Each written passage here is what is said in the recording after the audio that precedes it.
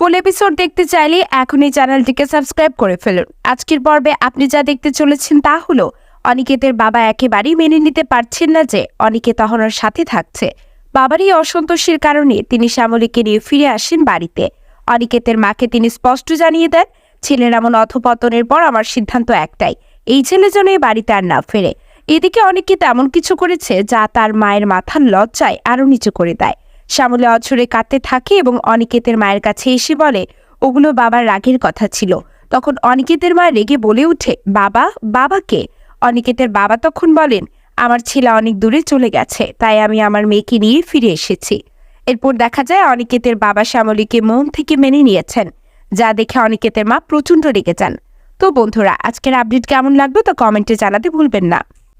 ফুল episode দেখতে চাইলে এখনই চ্যানেলটিকে সাবস্ক্রাইব করে ফেলুন। আজকের পর্বে আপনি যা দেখতে চলেছেন তা হলো অনিকেতের বাবা একেবারেই মেনে নিতে পারছেন না যে অনিকেত অহনার সাথে থাকছে। বাবার এই অসন্তোষের কারণে তিনি শ্যামলীকে নিয়ে ফিরে আসেন বাড়িতে। অনিকেতের মাকে তিনি স্পষ্ট জানিয়ে দেন, ছেলের এমন অধপতনের পর আমার সিদ্ধান্ত একটাই, এই ছেলে যেন এই বাড়িতে আর না ফেরে।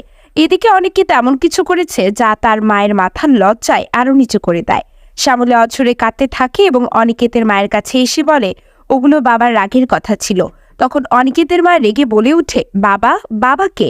অনিকেতের বাবা তখন বলেন, আমার ছেলে অনেক দূরে চলে গেছে, তাই আমি আমার মেয়েকে নিয়ে ফিরে এসেছি। এরপর দেখা যায় অনিকেতের বাবা শ্যামলীকে মন থেকে